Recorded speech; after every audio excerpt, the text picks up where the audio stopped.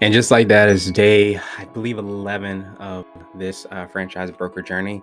And I'm actually a little fatigued. This is Friday. Last Friday, we were actually traveling. So this Friday, I'm here. So I feel the full effects of everything, probably the travel even before. But often, honestly, I will get tired around Fridays. Something that you kind of have to know about yourself and kind of pay attention to because you just know energy wise what you need to do or not to do. But there's a lot of outside work things that are kind of piling on, just personal volunteer commitments that are evident. Of course, starting a new business, existing business, just all these things that you're having to juggle. And I think anytime that you do start something new, you have to, and I'll go back to the jungle gym analogy that I heard from a coach years ago. Art Radke, I think, came to a networking group and he talked a lot around that, around going to the next rung.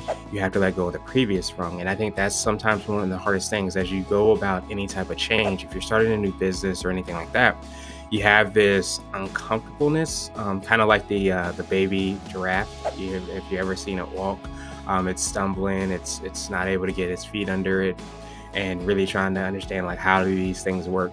That's a lot of what happens in the very beginning of business, and it's being able, or frankly, the beginning of you doing anything, and you have to kind of embrace that, embrace the mistakes, embrace the awkwardness, embrace the lack of fluidity, all those things that happen with doing anything new or something that are part of the journey. But so many times, especially if you've established something and you've been comfortable. So let's just say you do have your 9 to 5 and you know your job, you know you're not necessarily challenged, but you know the job, you know how to do it, you know how to do it in your sleep.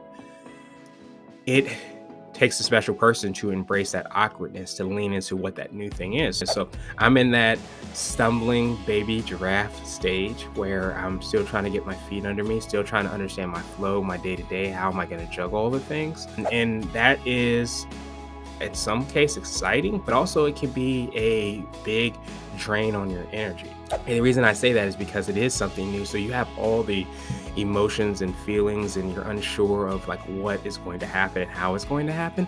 So I think anytime you're starting a business, you have to understand that that is part of the journey. The baby giraffe doesn't become an adult giraffe until it goes through that baby giraffe stage. And very much similarly, when you're starting something new and you're in business and you're trying to figure out what are the next steps I'm going to take, am I doing the right steps, am I testing out the right things, there's so many things that are happening. So for me, it's just like a lot of overwhelm around that, doing something new, but also just the sheer setup and the sheer number of obligations that I have as well too, things that I'm volunteering for, that are popping up. So it's being able to kind of take a step back, being able to kind of recharge.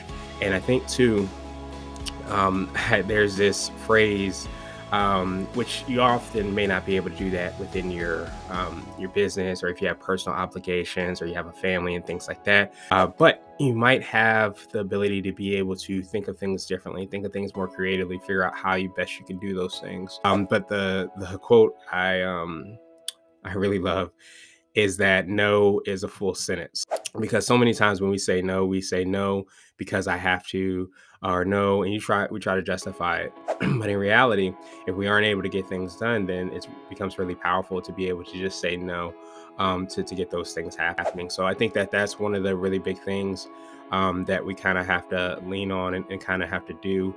And it becomes so important to kind of take those steps to make that happen. And as things get busier, as you start to have to really prioritize your thing and protect your time, and frankly, probably even more than that, protect your energy, you want to be aware of the ebbs and flows. For me, Fridays end up being a time where I do get a lot more. I'm exhausted. I usually do hit, I won't say a wall, I think that's too strong, but I do usually have like a large amount of energy that I've given through the week, and I just have to recover for. And this is no different. I feel like, to some degree, I've been kind of playing catch up. Even though I feel like I've been on top of things, I still feel like I'm a little behind. So one thing, that really helps is if you're able to just write down all the responsibilities, the obligations, the things that you're juggling. And sometimes it could be less than what you seem. Sometimes it can be so much that you say that, hey, maybe I have to get rid of those things. So I've done that a few times, and it ends up being a really good exercise to make sure that you are staying present and doing the things that you need. So that's it for today, and we'll see how